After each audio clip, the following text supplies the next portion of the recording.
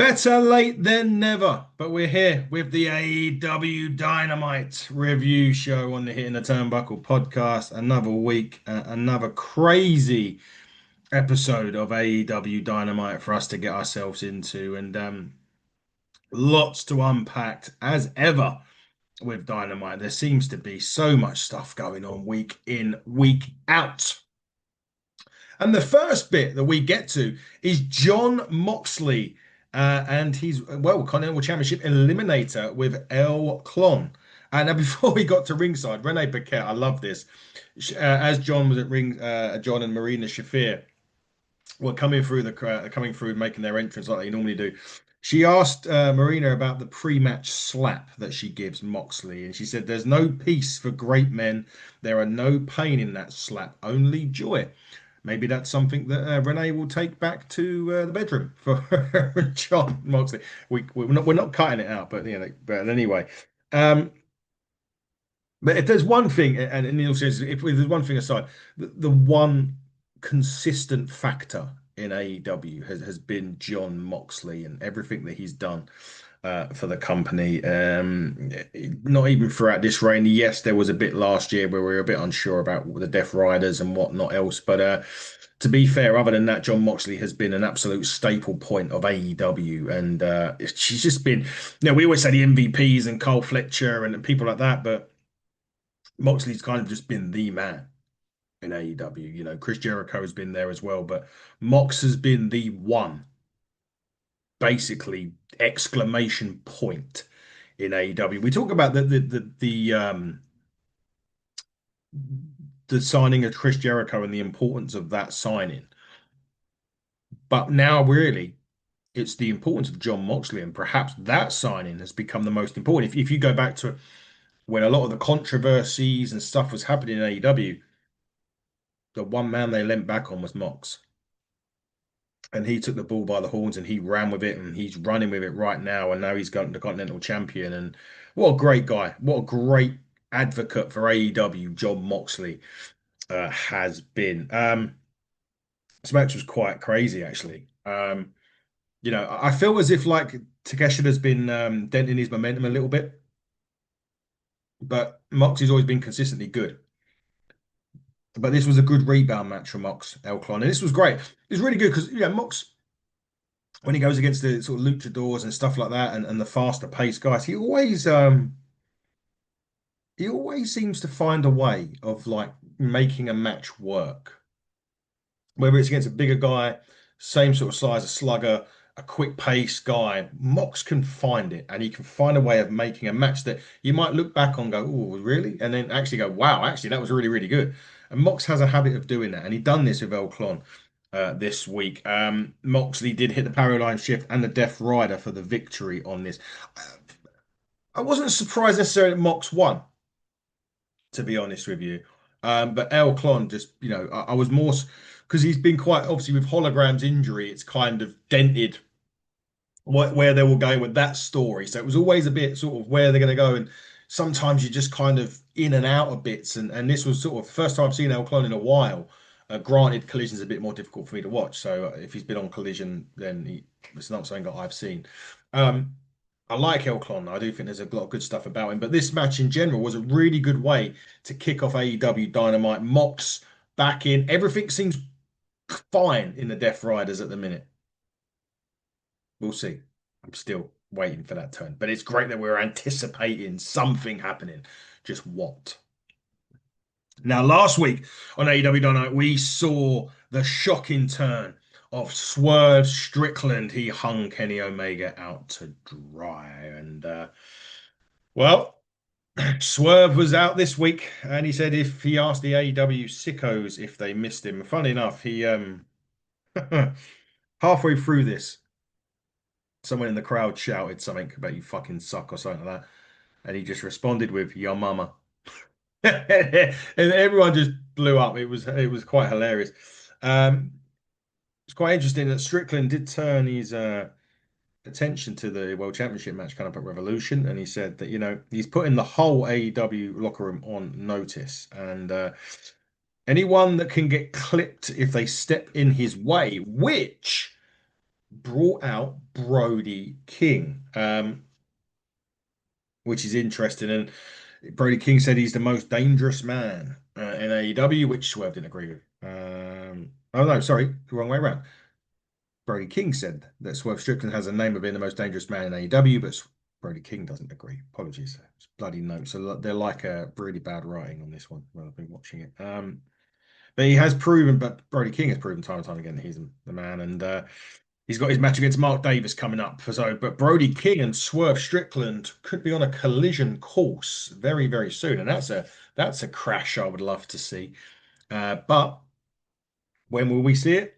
We will have to wait and see. Before we get to the next match, which is Orange Cassidy and Gabe Kidd, this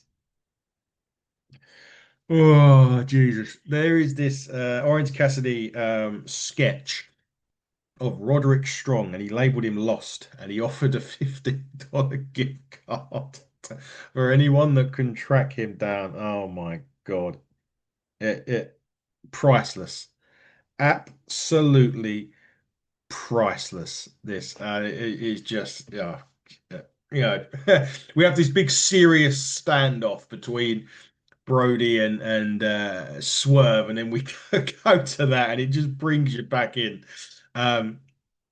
with a great smile. Gay Kid and great match, absolutely great match between these two. They're very much well versed in the ring. These two guys. I think Gabe Kidd must be one of the hardest strikers in AEW. I really do, and he also the power driver that he, oh, mate, it is brilliant. I think I really enjoyed watching Gabe Kidd and Clark Connors as well. To be honest with you, I think that's a really good. Obviously, they know each other very well, Bullet Club and whatnot else. But yeah, the power driver itself was enough to get the job done after he gouged the eyes of the orange one. But it wasn't all. At the end of that match, there was a post-match beatdown. The War Dogs ganged up on really defenseless Cassidy at this point, and but sorry, should I say? Uh, Orange Cassidy had some support, and that support was from the returning Darby Allen. And oh my God, he's just crazy. The guy is just nuts. I mean, took him out with a skateboard. And then when Gabe Kidd tries to intervene, Orange Cassidy gets to his feet, hits the orange punch, and then like diving skateboard into Kidd's back. Oh, jeez, it was crazy.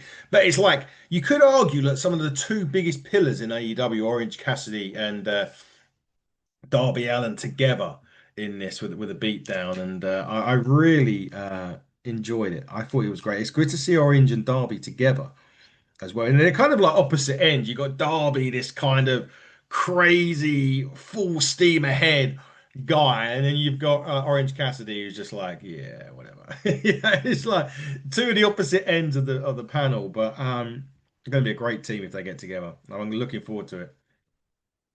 I'm looking forward to that. I'm looking forward to the tag match that should happen between the War Dogs and, of course, Darby and Orange. That should be fun. There is going to be a women's world championship eliminator match next week. That is going to be Thunder Rosa. Oh no, it's a world. I thought it was eliminator. It's not an eliminator. It's a women's world championship match. Thunder Rosa will challenge Thekla next week, and that should be an interesting one. And on top of that, Statlander is cleared to compete on Collision this week, and she's going to team with Thunder Rosa to take on the Sisters of Sin. Interesting. Interesting. Statlander and Rosa together. Hmm. I'm all for it. I am all for it. I'm looking forward to seeing what happens between those two. And looking forward to seeing the World Championship match next week with Thunder Rosa and Thekla. One of the most random matches I've seen on AEW in a while next. It was Kevin Knight and Mansoor. Um, I I think this match it was kind of more to do with everything that happened at the end of it and what we go into. afterwards. But Kevin Knight was it was actually a really good match, to be fair. I was just like, what's this? Like, why are we getting this?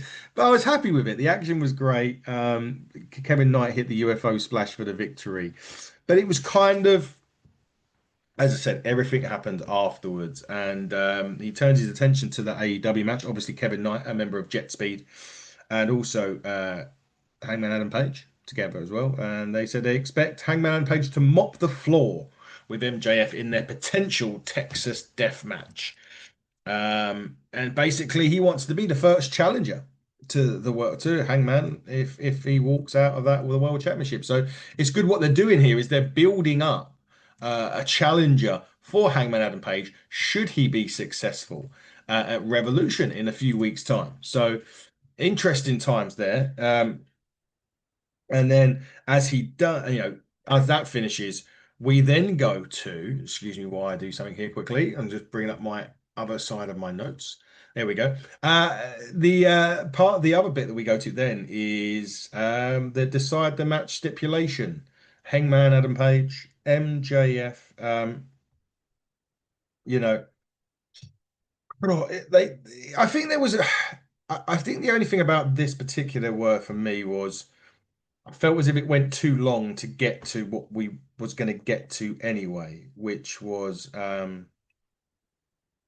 Texas Derrick. So they were going to do, you know, the coin toss, and one of the coin toss says, if it lands heads, MJF will choose a stipulation, a one-way no disqualification match. But Page did accept that, but warns Max that he knows what Texas Death Match entails.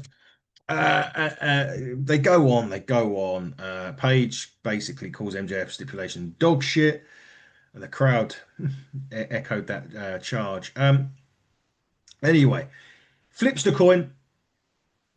Schiavone tells Schiavone to announce the result. The stipulation to be MJF's choice.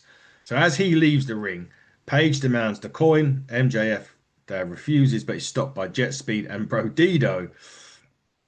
Max pleads for Page to use a different coin, revealing that the one that he used was actually a rigged coin. And Tony Khan is in Tony Schiavone's ear and made the match official. Texas Death Match at Revolution for the AEW World Heavyweight Championship. Good is the answer to that. Looking forward to seeing that one. I'm pretty sure Hangman has still got that one about him losing the championship would mean he doesn't defend. I'll need to check that anyway. Uh, we do see a couple of words from the birds, the brawling birds, that is. Um, look, they're not here to shake hands as Windsor and Hayter before they did drop an F-bomb on this and all, yeah. Anyway, they're here basically, and they're going to be a force to be reckoned with in AEW. I'm probably going to go after the Women's World Tag Team Championships, which is a lovely segue into a match that was made. The Babes of Wrath, Hardy Cameron, Willow Nightingale, against Mega Bad, Penelope Ford and Megan Bayne.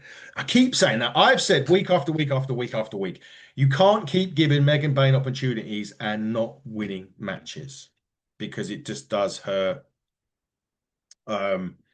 credibility as a champion no good. Well, in this case, and in this instance, I will have to say that they did well.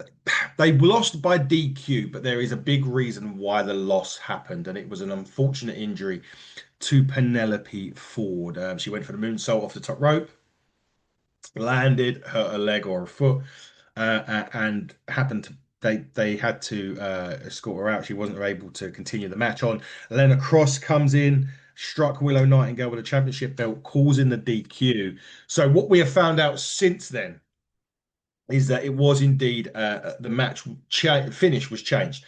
They were going to go over, but obviously due to injury to Penelope Ford, they couldn't carry on, so they had to change it.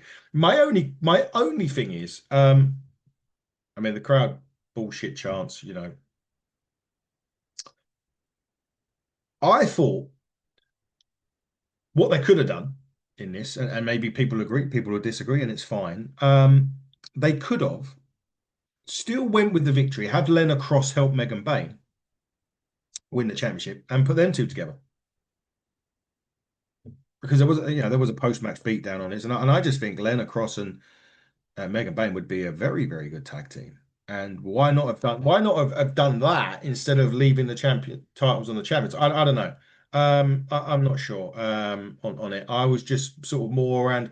It's a shame that the title change didn't happen when it could. And again, we go back to the credibility of Megan Bayne, and you keep on giving her these title chances. She's not winning. She's not winning. She's not winning. Didn't win this week either. DQ, obviously injury, but you could have switched that, and they could have had maybe even Lana Cross take out one of the Babes of Wrath, and maybe leave Hardy Cameron in there for Megan Bayne to hit the finish and pick up the victory, and then have her and Lana Cross as tag team champions. Maybe while Penelope's out, maybe they can turn that into a storyline when Penelope was back. Maybe they force her out. You're the weak link. Blah blah. And then we go to the races with that. So they could have done other things here, in my opinion, that perhaps would have been better than how it come up with having the Babes of Wrath win by DQ. But what I think we all will agree on is that we all wish Penelope Ford strong recovery. Hopefully, it's not as serious. We don't know. I mean, obviously, we won't know for a while. Hopefully, we can get that done. Hopefully, they can get those tests done, and it's not as serious as we hope. That's the hope anyway. Um, the F Ice chants come back this week. That can only mean one thing. Brody King and Mark Davis come out of this, and oh my God, this was two big guys. They traded hard hitting blows throughout this match. It was brilliant. Loved this. You worried about Mark Davis because obviously he was out for a long time. They had to switch plans. Look what happened to Cole Fletcher. They bring him back. They put him with Jake Doyle or Jake something. Jake Doyle gets injured, and you think, shit, what's going on with Mark Davis? Boom. What's going on with Mark Davis is he's an incredible singles wrestler, and this is what we're seeing. And it was absolutely brilliant, this match. So good. So good. Um, yeah, I can't speak well enough of it. And Mark Davis has had to do so adaptable as well because of this. And it was brilliant. But it didn't take one lariat to beat him. It took two. Now, I don't have a problem with that. You know what I'm like on here? I'm very like protect your finish, don't kick out of, when you've got two big guys, and I always revert back to way before this whole kicking out at one and no selling of finishes and whatever. I always go back to the first ever WrestleMania match between The Undertaker and Kane. And it took three tombstones to put away Kane. The reason why I had no problem with it then was because Kane is built up to be a monster. So one was never going to be enough. So I understood that. And I can get my head around it because you portray Kane as this big monster. He's another one impervious to pain. He's not just going to go and you're not just going to drop him with one and that's going to be it. Same here. When you've got Brody and you got Mark Davis, two pound for pound hard hitting wrestlers, it makes sense for it not to be the first lariat that pins it. It makes sense for him to stay two. Those are the times I don't have a problem with it. It's just in generic matches when someone hits their finisher and it doesn't, anyway. Really good match this. At the end of it, the camera cut backstage to show Swerve Strickland and Prince Nana, with Swerve kind of acknowledging the challenge from Brody with a grin. Bandita grabbed the mic. He was looking for a fight at Revolution as well. But that match seems to be against Andrade El Idolo, who appeared with Don Callis after this. So that's teasing a potential match between Bandito and Andrade. We've got Swerve and Brody King potentially at Revolution. We've got a Texas Death match. Wow, we're going to be so many great matches. Tag team match as well, I believe. I think FTR and the Young Bucks will be hooking it up again at Revolution. Jeez, Jesus. Have we got some crazy stuff going on in AEW Dynamite? Some really good stuff. They are on a roll. There is I don't think anyone, and you can say what you want, AEW are on a hell of a run in 2026. They really, really are. And what they're doing at the minute, they're fine. They're just putting on great television with so much stuff going on that you can't take a look away from the action because something's going on here, something's going on there. Oh, this is going on. Oh, but if he wins that, we've got this guy coming up over here. He wants a shot. Fantastic. Absolutely brilliant. I loved it. But we do get, as Carl Fletcher, just changing the subject, we get another tag team that's been bought now. Pro Carter. Yes. So Fletcher was in the middle of cutting a promo on Ciampa when Okada approaches, and the Okada was like him and Carl Fletcher are consistently being champions. He was taking a little suitable jab here at Takeshita, by the way, and proposes a tag match, basically putting them two together as Pro Takada. And yeah, he agrees. Interesting, interesting time. Now, holy shit, where do I start with this one? High Mile Madness, anything goes match. We had the Rascals, we had Jungle Boy Jack Perry, we had the Young Bucks in this, we had uh, the Demand in this as well. It was absolutely crazy. They used a Hoover as a weapon, for God's sake. Yes, I am not joking. A Hoover as a weapon. Craziness. Absolutely crazy. The Rascals fit in AEW like an absolute glove. Although what I will say was this was a real showcase for Myron Reed out of the Rascals in this. This was a real big showcase for him in this match. He really stole the show, apart from the Hoover, of course, which is a new one in AEW. We need to get a shot of the Hoover being used. It might be in the thumbnail, maybe, as the Young Bucks were using the Hoover. Really funny moment on the show for that. So, Toa Leona's strength in this as well, in this match, was really impressive. It was something that I don't see a lot of on it, but yeah, it was, and I think sometimes it gets overlooked. Toa Leo in general gets overlooked in these types of matches, and yeah, or even Gates of Angley, Bishop Corn as well. Really, I think when it really this focus is really on Ricochet more than anyone else, you know. Um, but yeah, they really done well. But this match completely lived up to the chaos that you thought it was going to get. The Bucks attacking the opening bell as well, bodies flying through tables. It from start to finish, it was nuts in a great way. It was so enjoyable. I really, really enjoyed it. And yeah, I thought it was great. I thought it was absolutely fantastic. The Jungle Boy, the Bucks, and that pick up the victory in this. But do you know what? The road to Revolution is shaping up so well right now. We've got with everything going on there, but yeah, the Mox and El Clon opener delivered. I feel like the Hangman MJF bit was it did build intrigue, maybe a bit too long. I don't know. Maybe you'll disagree with that. But it does seem the more I think about this, the more I feel it's unlikely Max is going to drop the title.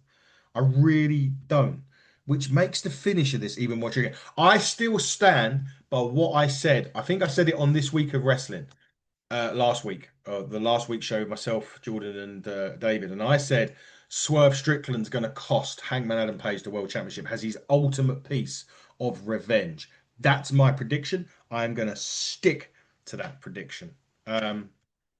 Yeah, that is where I go. But what a show AEW put on this week on Dynamite. Collision's going to be great as well. It has already been taped. Spoilers are out there. I'm not going to say anything about that. You can see it. We've got they'll have the Don Callis family versus the Death Riders are going to be involved in that. So that's going to be a hell of a show this coming Saturday. But of course, we will be back with This Week in Wrestling. We'll be back with Elimination Chamber, and we'll be back with some more AEW stuff. Loads of interviews, as you guys would have seen over the last couple of days. Announced CW Anderson, Luke Menzies, and of course the return of Uncle Eric Bischoff to the Hit the Turnbuckle podcast.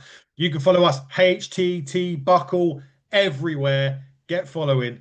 Come and watch us. Do this. We're going to have some more stuff going on. And of course, go and watch AEW every week. Wednesdays and Saturdays, Collision and Dynamite. Of course, Revolution coming up as well in just a few short weeks' time. We're looking forward to that as well. But guys, this is the AEW Dynamite Revolution review. Better late than never on the Hitting the Turnbuckle podcast. Keep watching. Until next time, everybody, stay late, stay safe.